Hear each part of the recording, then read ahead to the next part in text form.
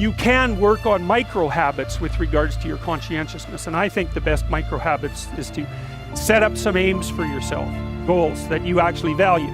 Well, all right, you're going to have to put some effort into your life, and you need to be motivated to do that.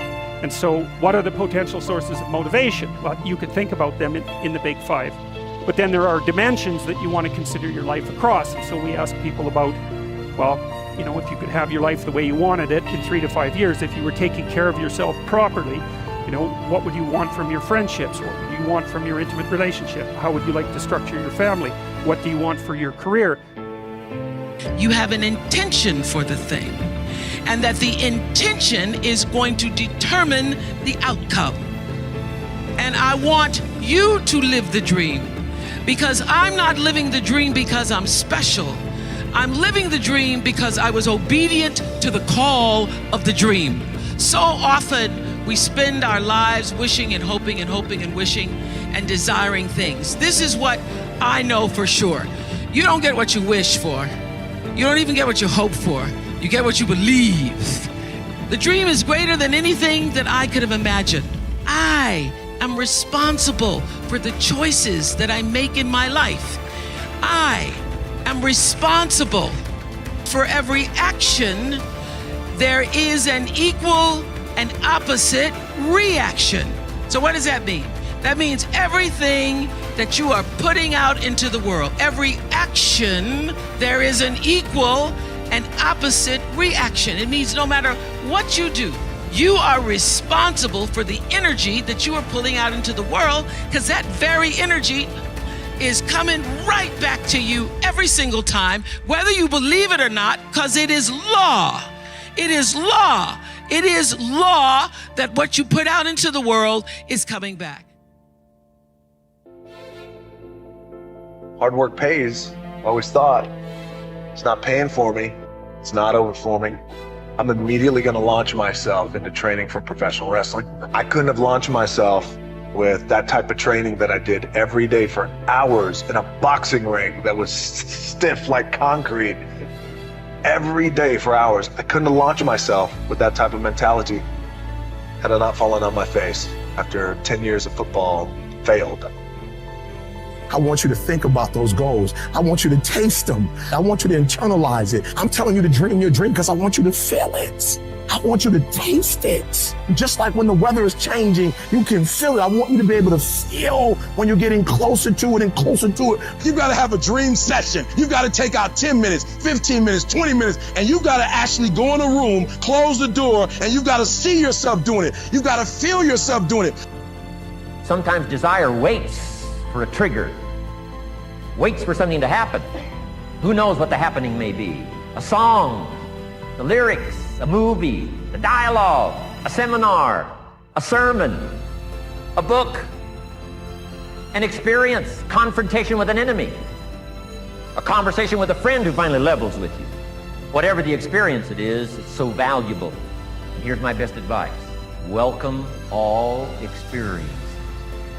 You never know which one is going to turn everything on. Don't put up the walls. The same wall that keeps out disappointment keeps out happiness. Take down the walls. Go for the experience. Let it teach you. Here's what life is all about.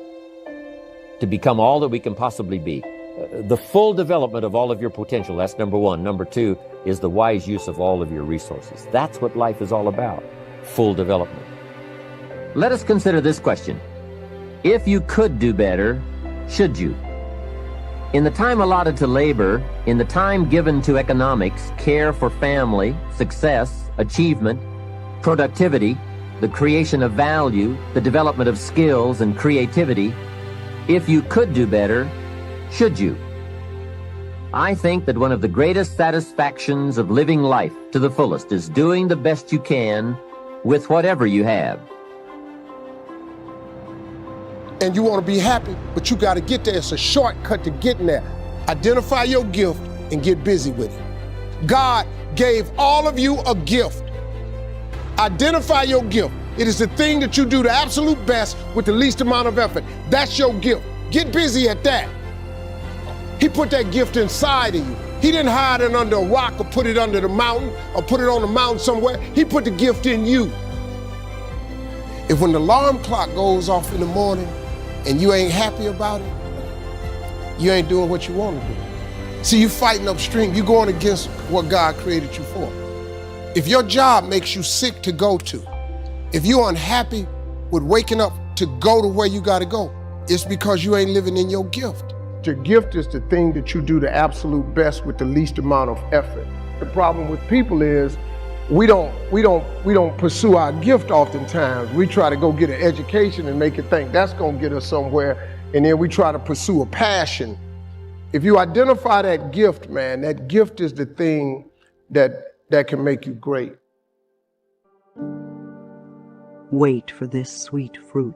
Joyce Carol Oates is one of the most prolific and dedicated writers of her generation. Yes, but would this be admirable if she simply rushed her books out? Obviously not. Prolific cannot be a euphemism for sloppy. It's not simply that Oates shows up and writes a lot. There is, on top of this hard physical labor, serious mental discipline that moderates her drive to create and polish what she ultimately publishes. I almost never publish immediately, she explained. Each one of her manuscripts, after the completion of the first draft, is placed in a drawer where it sits sometimes for a year or more. There, it gestates. Oates thinks about other projects. She explores other ideas. She reads more, researches more, lives more, thinks more. It's not that these first drafts aren't good. It's that we must always doubt our first burst of excitement, and indeed anything that comes easily. Oates's patience is about acquiring perspective, about giving all the tiny decisions that go into a book enough time to get them right. It may be that she adds a few pages. It may be that she cuts whole characters or scenes. Most of the time, the changes are very minor, but the precautionary process is essential, as it is with any meaningful act of creation. When Lincoln wrote the Emancipation Proclamation, he not only waited for the right political and military moment to deliver it, but he put it aside multiple times as he was writing, like a painter with their sketches. He said from time to time, adding a line or two, touching it up here and there, anxiously watching progress of events. Was this easy? Waiting for the right moment, whether one is a writer or a politician, is an agonizing thing. But as Aristotle reminds us, patience is bitter, but its fruit is sweet. No matter what it is that we do, we will have to cultivate, beyond hustle and hard work, the discipline of patience. It may well be that this soft skill challenges us more than the hours in the chair or the years of grinding. When your instinct is to go, when you really want to get after it, waiting. Well, the waiting is the hardest part. To wait for news, to wait for the right opportunity, to wait for things to settle, to wait for the solution to come to you, to wait for people to come around, to wait while you check your assumptions, to wait and see if you think better of it. What do we get out of waiting?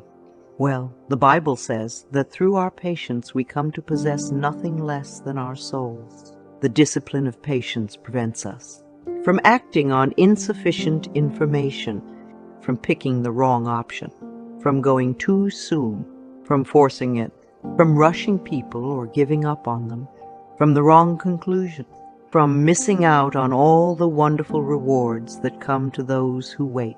Patience, as Edison illustrated, is a primary ingredient of genius.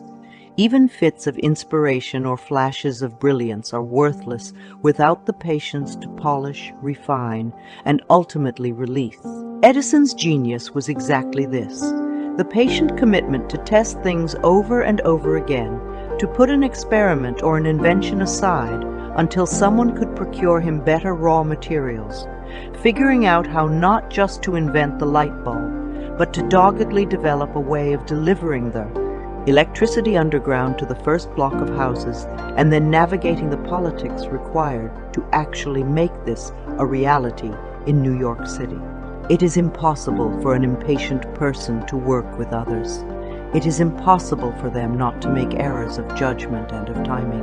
It is impossible for them to do important things, because almost everything that matters takes longer than it should, certainly longer than we would like. Meanwhile, the patient person is not only easier to work with, but more protected and resilient. As Da Vinci wrote, patience serves as protection against wrongs as clothes do against cold. For if you put on more clothes as the cold increases, it will have no power to hurt you. So in like manner you must grow in patience when you meet with great wrongs, and they will then be powerless to vex your mind. Buckle up and wait. That's what it takes. We will need not just today patience, but long patience, Shackleton level patience. To put the book in a drawer while it gestates, to go to sleep and come back to it tomorrow, to let the compounding interest do its work, to let your investment appreciate, to let your plan take effect, to let people catch up to your idea that was ahead of its time, to be vindicated by events to come. But that's the point. If things went exactly the way we wanted, if it didn't demand discomfort and sacrifice and patient endurance, then no discipline would be required, and everyone would do it. Then the fruit wouldn't just be less sweet. Someone would have already eaten it,